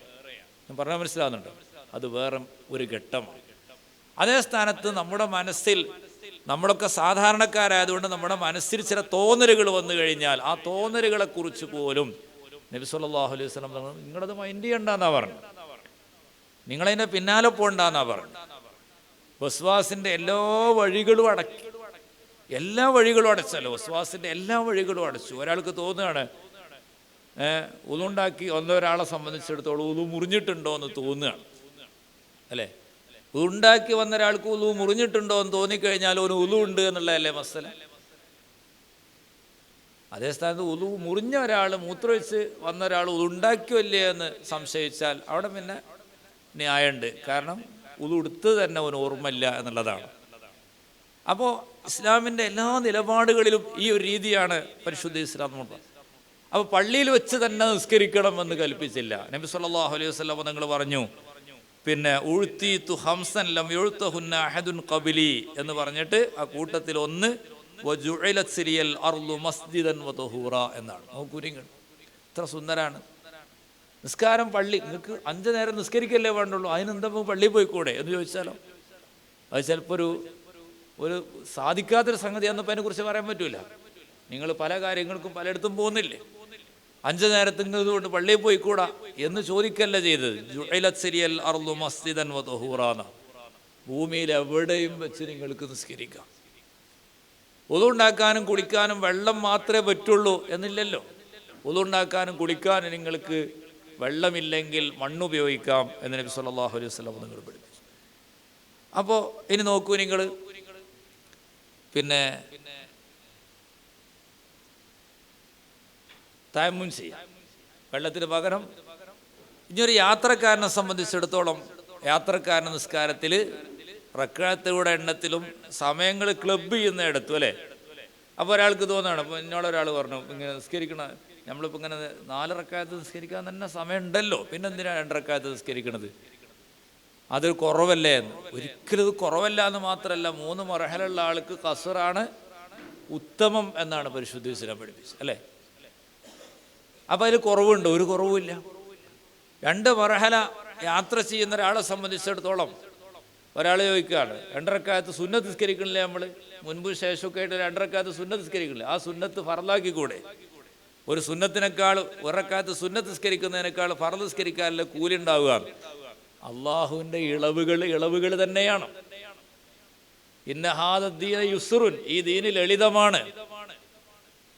വലൻ യുശാദ്ദ ഹാദ ദീന ഇല്ലാ ഗലബ, ഇത് ഒരാൾക്ക് ഇളവുകൾ ഒരാൾക്ക് ഒരു പിന്നെ പ്രശ്നമായി തോന്നുകയും എല്ലാ ഇളവുകളെയും മറികടന്നിട്ട് ഏറ്റവും തീവ്രമായ നിലപാടെ സ്വീകരിക്കുള്ളൂ എന്നൊരാൾ സ്വീകരിച്ചു കഴിഞ്ഞാൽ ഇല്ലാ ഗലബഹു, അവനെ ദീന്, യഥാർത്ഥ ദീൻ, അതായത് മിതത്വത്തിൻ്റെയും മധ്യമ നിലപാടിൻ്റെയും ദീന് അവനെ വീഴ്ത്തിക്കളയും എന്ന് സയ്യിദുനാ റസൂലുള്ളാഹി സ്വല്ലല്ലാഹു അലൈഹി വസല്ലം.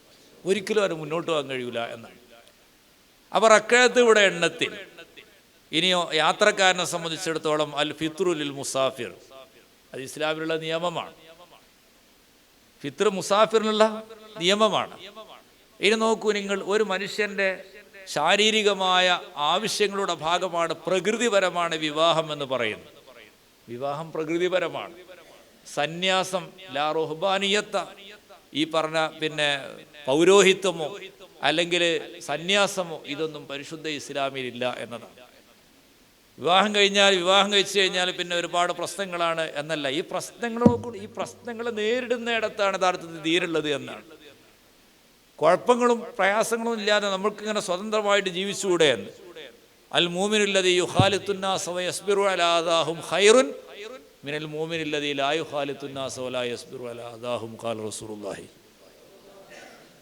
പിന്നുണ്ട് മൊത്തം ഫിത്നകളും ഫസാദുകളും ആകെ കലങ്ങി മറിഞ്ഞൊരു സമയത്ത് അവിടെ ഉഴ്സിലത്തുണ്ട്. ഇന്ന് നമ്മളെല്ലാവരും മല കയറാൻ പോയാലോ, ഇന്ന് നമ്മളെല്ലാവരും ഉഴ്സിലത്തിൽ പോയാലോ എന്തുമാത്രം അപകടമായിരിക്കും. അതേ സ്ഥാനത്ത് നിങ്ങൾ സാമൂഹ്യ പ്രവർത്തനം, സംഘടനാ പ്രവർത്തനം നടത്തുന്നവരാണ്. സംഘടനാ പ്രവർത്തനം നടത്തുന്ന സമയത്ത് കുറേ ആളുകളുടെ സങ്കടങ്ങൾ കേൾക്കേണ്ടി വരും, കുത്തുവാക്കുകൾ കേൾക്കേണ്ടി വരും, ആക്ഷേപങ്ങൾ കേൾക്കേണ്ടി വരും. കുറേ അധ്വാനിച്ചാൽ കുറച്ചേ ഫലം കിട്ടുള്ളൂ. എന്തിനാ ഇപ്പം ഈ പണിക്കൊക്കെ നിൽക്കുന്നത്? എൻ്റെ വിവരത്തിനനുസരിച്ച് ഞാൻ എൻ്റെ ജീവിതമായിട്ട് മുന്നോട്ട് പോയിക്കൂടെ എന്നൊരാൾ തീരുമാനിക്കുകയാണെങ്കിൽ, പ്രിയപ്പെട്ടവരെ, അങ്ങനെയൊക്കെ എല്ലാവരും തീരുമാനിച്ചിരുന്നെങ്കിൽ നമുക്ക് ഇവിടെ ഇരിക്കാൻ പറ്റുമായിരുന്നു? നിങ്ങളൊന്ന് എണീറ്റ് വയ്ക്ക് നോക്കട്ടെ.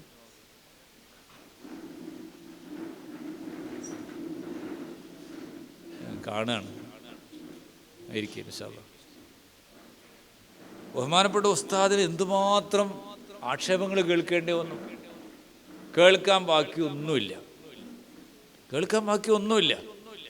ഈ ആക്ഷേപങ്ങളൊക്കെ നമുക്കൊക്കെ തോന്നുകയാണ്, എന്തിനാപ്പോൾ കുറേ പ്രശ്നങ്ങൾ ഉണ്ടാക്കുന്നത്, എന്തിനാ കുറേ ആൾക്കാരെ കുത്തുവാക്കുകൾ കേൾക്കുന്ന, ആക്ഷേപങ്ങൾ കേൾക്കുന്നത്, നമുക്ക് നമ്മളെ വഴി നോക്കിക്കൂടെ, എൻ്റെ വീട്, എൻ്റെ ജോലി, എൻ്റെ കുട്ടികൾ, എൻ്റെ മക്കൾ, എൻ്റെ തോട്ടം, എൻ്റെ കൃഷി, എൻ്റെ കച്ചവടം, എൻ്റെ വാഹനം, ഇതുമായിട്ട് ഞാൻ ഒരാളായിട്ടൊരു പ്രശ്നത്തിനും പോകുന്നില്ല.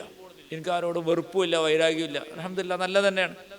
പക്ഷേ ഈ വെറുപ്പും വൈരാഗ്യമൊന്നും ഇല്ലാതെ തന്നെ എല്ലാവരോടും നല്ല സന്തോഷത്തിലും സ്നേഹത്തിലും കഴിഞ്ഞുകൊണ്ട് അങ്ങനെ കഴിയുന്ന ഒരാൾക്ക് മറ്റുള്ള ആളുകളുടെ ആക്ഷേപങ്ങളും കുത്തുവാക്കുകളും വിമർശനങ്ങളും തോന്നിയാസികളായിട്ടുള്ള ആളുകളുടെ ആക്ഷേപങ്ങളൊക്കെ കേൾക്കേണ്ടി വന്നപ്പോൾ ഉള്ളുവലി എന്നത് യഥാർത്ഥത്തിൽ 2ാം നമ്പറാണ്.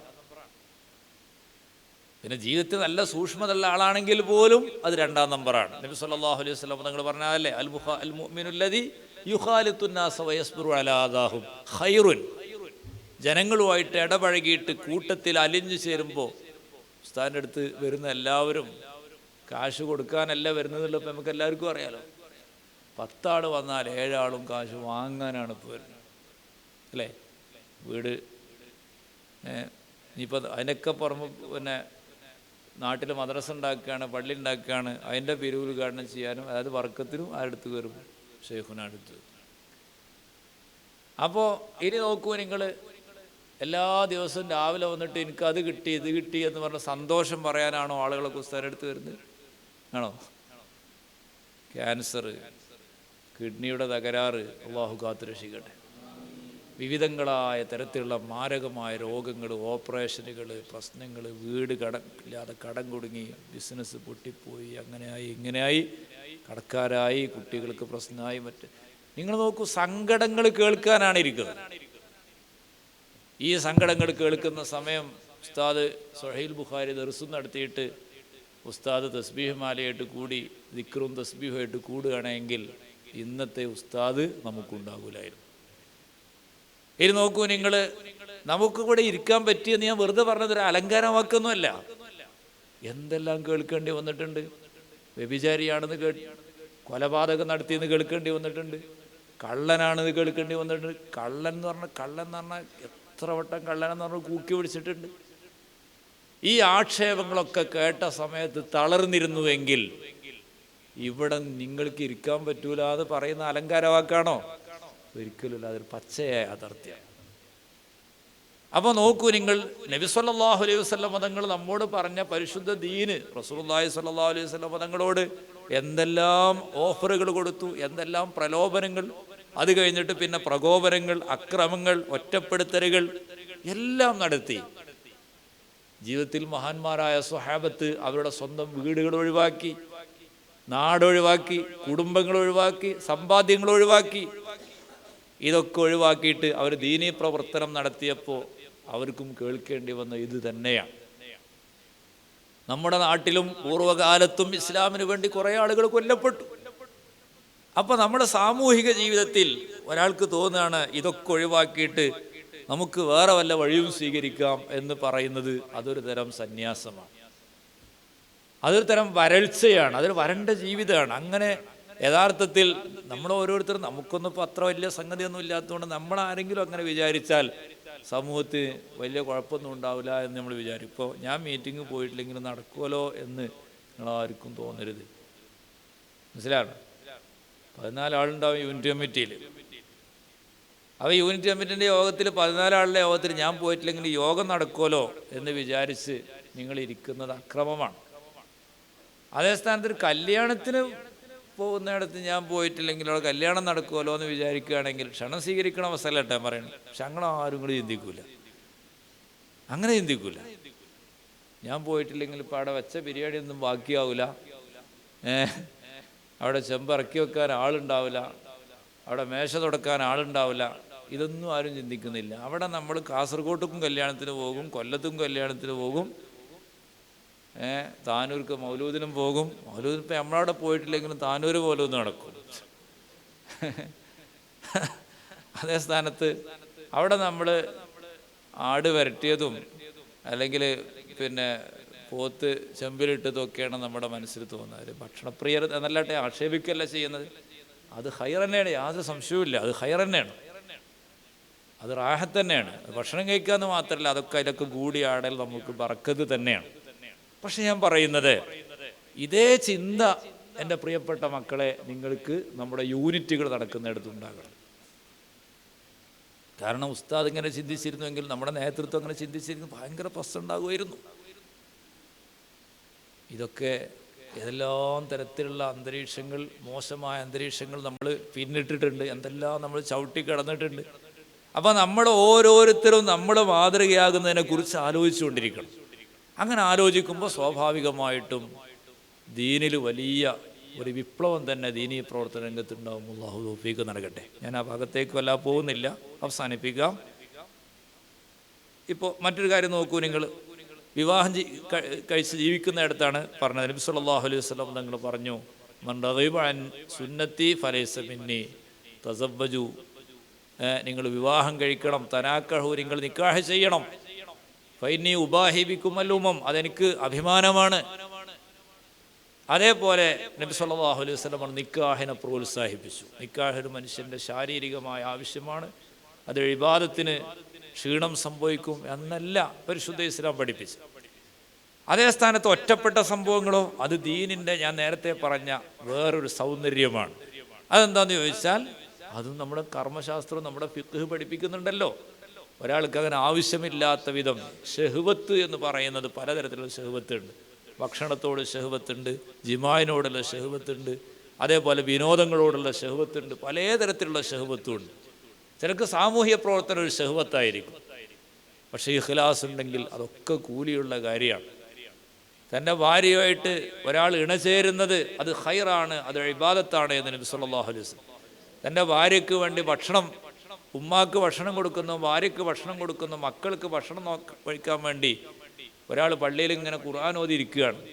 അപ്പോൾ അയാൾക്ക് തോന്നുകയാണ് രാവിലെ സുബഹിസ്കരിച്ച് ഇയാൾ ഇവിടെ ഖുർആൻ ഓതിരിക്കുന്ന സമയത്ത് ഒരാൾ പണിയായുധം എടുത്തിട്ട് ഇങ്ങനെ വികാസും കൈക്കോട്ടും ഒക്കെ എടുത്തിട്ട് ഇയാൾ ഇങ്ങനെ പോകുന്നുണ്ട്. ചെങ്ങായിക്ക് ഇങ്ങനെ ദുനിയാവ് തന്നെയാണ് എന്നൊരാളെ മനസ്സിൽ തോന്നിയിട്ടുണ്ടെങ്കിൽ അവിടെ ഇരുന്ന് ഖുർആൻ ഓതുന്ന ആളെക്കാൾ എത്രയോ ഹൈറായിരിക്കും ഈ പണിയായുധം എടുത്തിട്ട് രാവിലെ പണിക്ക് പോകുന്ന ആൾ. നിങ്ങൾക്ക് എന്താ തോന്നുന്നത്?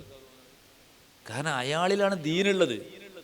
അയാൾ ചെയ്യേണ്ട അയാൾ ഒരു ഭാഗത്ത് ചെയ്തു, അയാളെ മക്കളെ കാര്യം, അയാളെ കാര്യം. ഇയാൾക്ക് ഇവിടെ വീട്ടിൽ പള്ളിയിലിരുന്നിട്ട് ഒരു കസാര ഇട്ടിട്ട് പള്ളിയിലിരുന്ന് ഖുർആൻ ഓതിയാൽ അയാളെ മക്കൾ ഗൾഫിലുണ്ടാവും, അല്ലെങ്കിൽ ബിസിനസ്സുകാരുണ്ടാവും, അയാൾ അയച്ചു കൊടുക്കാറുണ്ടാവും. അതേ സ്ഥാനത്ത് ഈ സാധനം അയച്ചു കൊടുക്കാനില്ലല്ലോ. ഇയാൾ അതിൽ നിന്ന് വൈകുന്നേരം വരെ പണിയെടുത്ത് അധ്വാനിച്ചിട്ട് നമ്മളെ സംബന്ധിച്ചിടത്തോളം നമുക്ക് അങ്ങനെയൊന്നും ആവശ്യമില്ല. കാരണം നമ്മുടെ ഈ വേഷത്തിനും ഈ രീതിക്കൊക്കെ അള്ളാഹു സുബ്ഹാനഹു വ തആല നമുക്ക് നല്ലൊരു അനുഗ്രഹം തന്നിട്ടുണ്ട്. അള്ളാഹു സ്വീകരിക്കട്ടെ.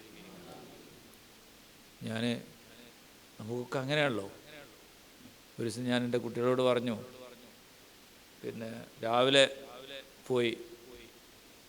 ദർസ് കൊടുത്തിട്ട് പോയി ഒരു വീടിൻ്റെ കട്ടിൽ വെക്കാൻ പോയി, എൻ്റെ ഒരു സുഹൃത്തിൻ്റെ.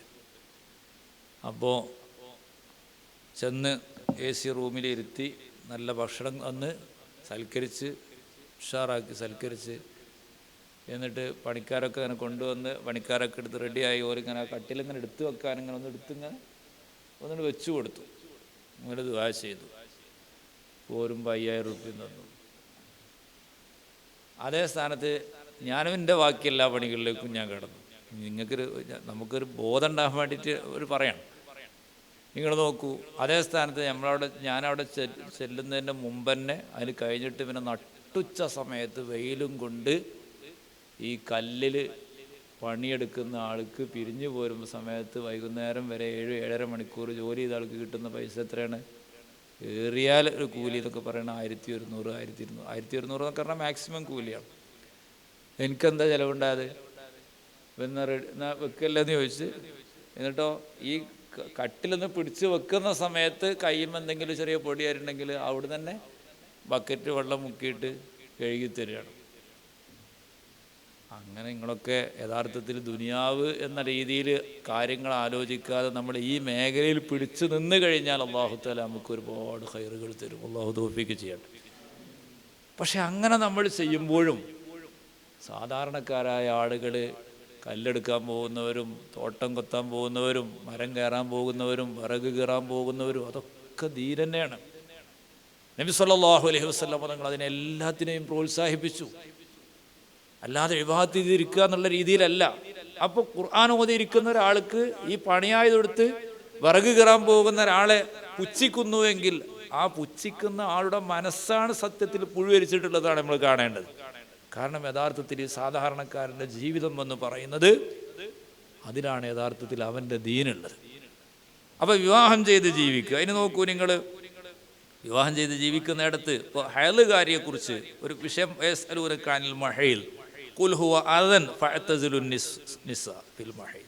ഹദീസിൽ കാണാം യുസ്നഉ കുല്ല ശൈഇൻ ഇല്ല നിക്കാഹ്. തുഹ്ഫയിലൊക്കെ ഇല്ല നിക്കാഹ് എന്ന് പറഞ്ഞാൽ നിങ്ങൾ അർത്ഥം വെച്ച് പഠിച്ചിട്ടുണ്ടാവും. അപ്പോൾ നോക്കൂ, നിങ്ങൾ യഹൂദികളുടെ നസാറാക്കളുടെ ഒക്കെ ശൈലി എന്തായിരുന്നു? അന്നൽ യഹൂദ കാനു ഇദാ ഹാലത്തിൽ മർഅതു ഫീഹിം ലം യുവാക്കിലുഹ, കൂടെ ഭക്ഷണം കഴിക്കൂല, വലം യുജാമിഉഹുന്ന, അവരുമായിട്ട് ജിമായിൽ ഏർപ്പെടൂല ഫിൽ ബുയൂത്ത്. എന്നിട്ട് ഇപ്പോഴുണ്ടല്ലോ ഹൈന്ദവ രീതി അനുസരിച്ച് അവരെ ഏതെങ്കിലും ഒരു അന്തർജനം ഏതെങ്കിലും ഒരു അകത്തേക്ക് അവരെ മാറ്റി നിർത്തും. അതേ സ്ഥാനത്ത് പരിശുദ്ധ ഇസ്ലാമിൻ്റെ നിലപാടെന്താണ്? ഫഅ്തസിലുൻ നിസാ ഫിൽ മഹീൽ, അതായത് ഇസ്നഉ കുല്ല ശൈഇൻ ഇല്ല നിക്കാഹ്. ഇല്ല നിക്കാഹ് എന്ന് പറഞ്ഞാൽ ഇല്ലൽ ജിമാ എന്നാണ്. എന്നാണല്ലോ അതിന് മുഫസ്സിർ വിശദീകരിക്കപ്പെട്ടത്. അപ്പോൾ നോക്കൂ, നിങ്ങൾ ഈ ഹയലുകാരിയായിട്ടുള്ള ജീവിതത്തിൽ പോലും നബി സല്ലല്ലാഹു അലൈഹി വസല്ലം തങ്ങൾ ഈ രീതിയാണ് നമുക്ക് സ്വീകരിച്ചത്. ചുരുക്കി പറഞ്ഞാൽ വിശ്വാസത്തിൽ മിതത്വം എന്ന് പറഞ്ഞാൽ വിശ്വാസം എന്ന് പറഞ്ഞാൽ തന്നെ എന്താണെന്ന് മനസ്സിലാക്കിയാൽ മതി. അത്തസ്ദീഖു അൽ ഇഅ്തിഖാദുൽ ജാസിം, അതാണല്ലോ വിശ്വാസം എന്ന് പറഞ്ഞാൽ. അൽ ഇഅ്തിഖാദുൽ ജാസിം, അതിൽ പിന്നെ വെള്ളം ചേർക്കലൊന്നുമില്ല. വിശ്വാസത്തിൽ വിശ്വാസിയാകുക എന്നുള്ളതാണ് അവിടുത്തെ മിതത്വം. വിശ്വാസിയാകുക എന്നുള്ളതാണ് മിതത്വം.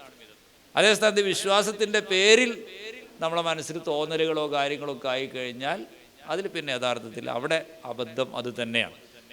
അതേ സ്ഥാനത്ത് സമീപനങ്ങളിലും വ്യവഹാരങ്ങളിലുമൊക്കെ ഇന്നത്തെ കാലത്ത് നമ്മൾ വളരെയേറെ സൂക്ഷിക്കേണ്ടതുണ്ട്. ഇപ്പോൾ ക്രിസ്തുമസ് ആഘോഷിക്കുന്നതുമായിട്ട് ബന്ധപ്പെട്ട് ചർച്ചകൾ വരുന്ന കാലമാണ്. നമുക്ക് ക്രിസ്തുമസ് ആഘോഷിക്കാൻ പറ്റൂല, എന്താ സംശയമുണ്ടോ?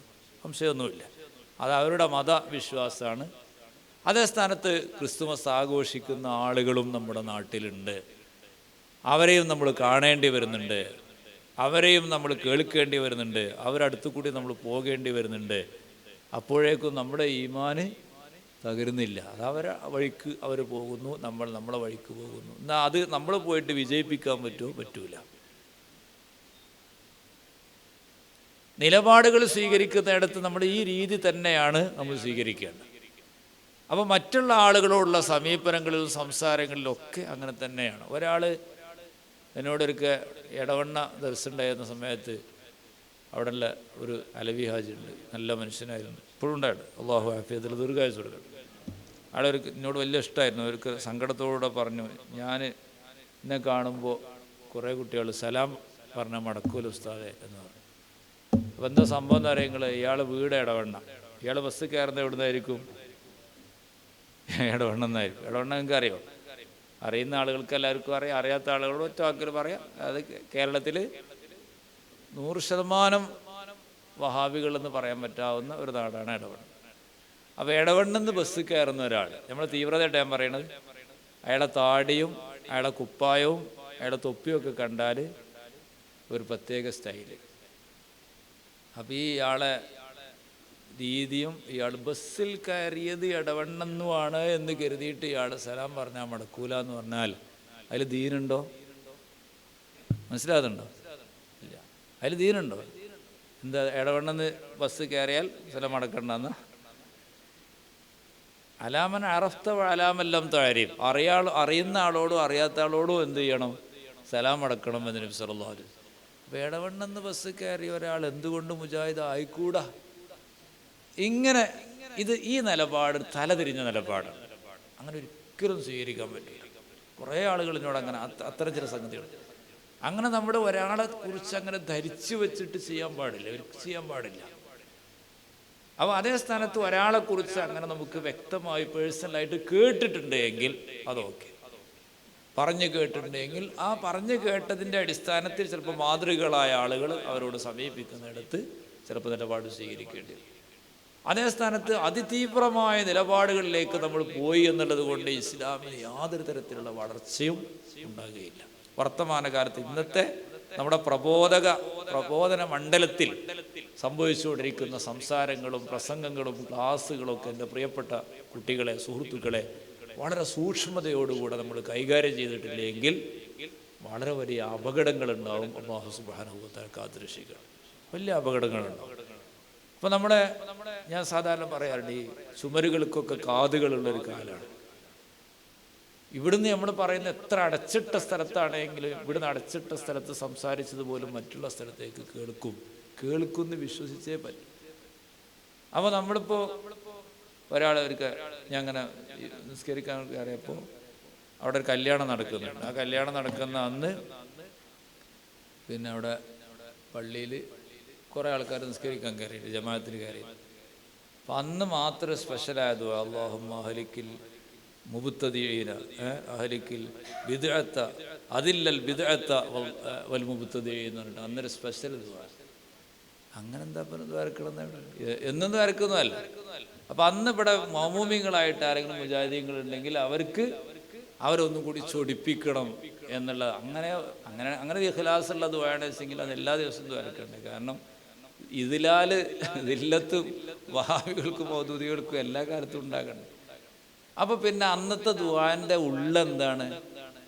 ഒരാളെ വെറുപ്പ് സമ്പാദിക്കുക. വെറുപ്പ് എന്ന് പറഞ്ഞാൽ അവരെ വെറുപ്പ്, നമുക്ക് അവരോട് വെറുപ്പ് തന്നെയാണ്, യാതൊരു സംശയവുമില്ല. അവർക്ക് നമ്മോട് വെറുപ്പുണ്ടായാലും ഇല്ലെങ്കിലും നമുക്ക് അവരോട് 100% വെറുപ്പ്, സംശയമൊന്നുമില്ല. പക്ഷെ അതിലൊക്കെ എന്താണെന്ന് വെച്ചാൽ ഒരുതരം കാട്ടിക്കൂട്ടലാണ്.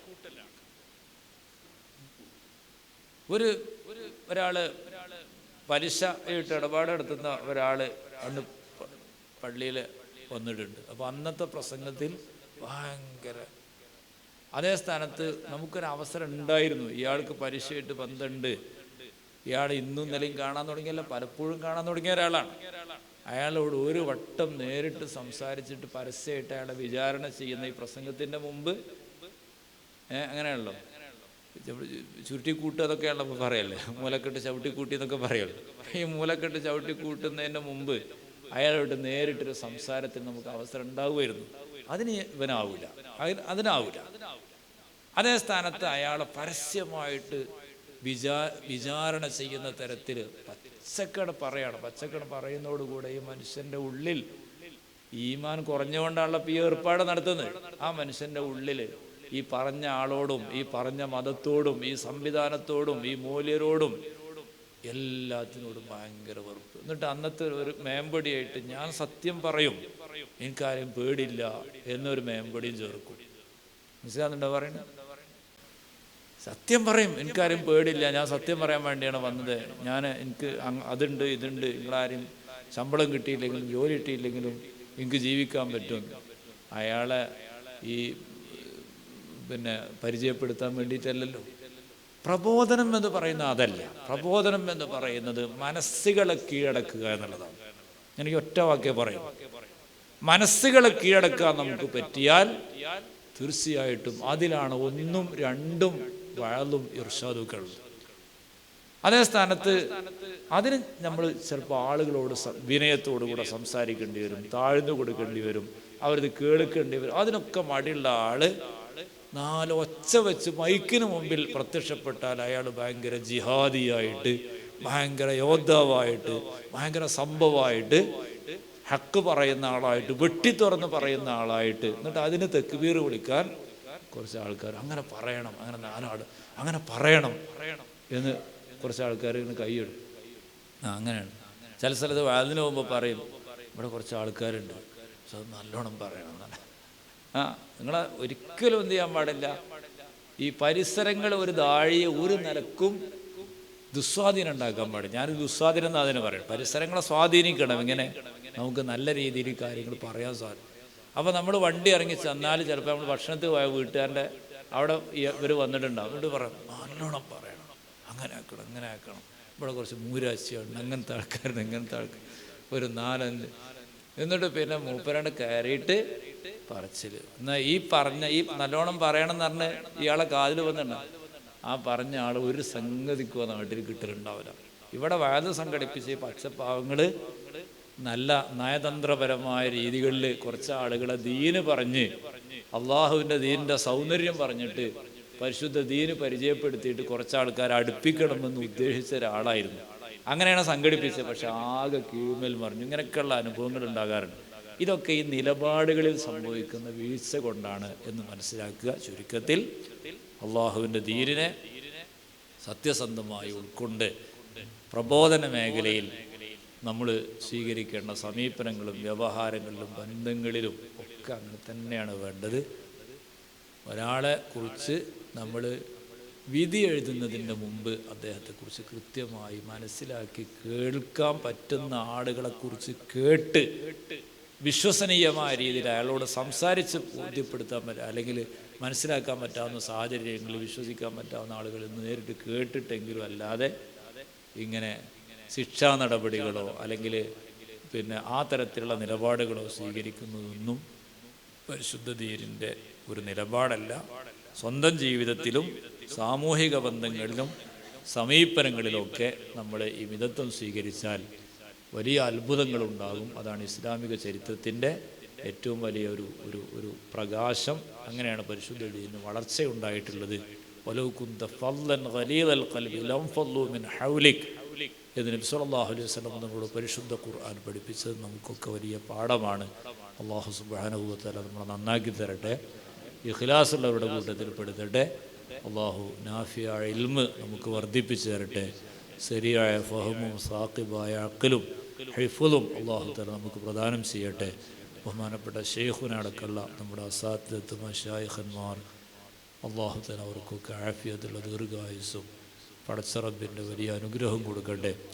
നമ്മുടെ സാധാരണക്കാരായ ഒരുപാട് പ്രവർത്തകന്മാർ, നമ്മുടെ യൂണിറ്റുകളിലെ പ്രവർത്തകന്മാരുണ്ട്, കുട്ടികളുണ്ട്, ചെറുപ്പക്കാരുണ്ട്. അല്ലാഹു അവർക്കൊക്കെ ഖൈറ് കൊടുക്കട്ടെ. പ്രയാസങ്ങളുള്ളവർക്കൊക്കെ അല്ലാഹു പ്രയാസങ്ങൾ ഒഴിവാക്കി കൊടുക്കട്ടെ. അല്ലാഹു നമുക്കും അവർക്കും ശിഫയും ആഫിയത്തും സിഹത്തും പ്രദാനം ചെയ്യട്ടെ. നമ്മുടെ ജീവിതം അല്ലാഹു നന്നാക്കി തരട്ടെ. പഠിക്കുന്ന കുട്ടികൾ, പരീക്ഷകൾ നേരിടുന്നവർ അല്ലാഹു തആല നല്ല വിജയം കൊടുക്കട്ടെ. ربنا تقبل منا إنك أنت السميع العليم. صلى الله وسلم على سيدنا محمد وآله وصحبه أجمعين والحمد لله رب العالمين. السلام عليكم ورحمة الله.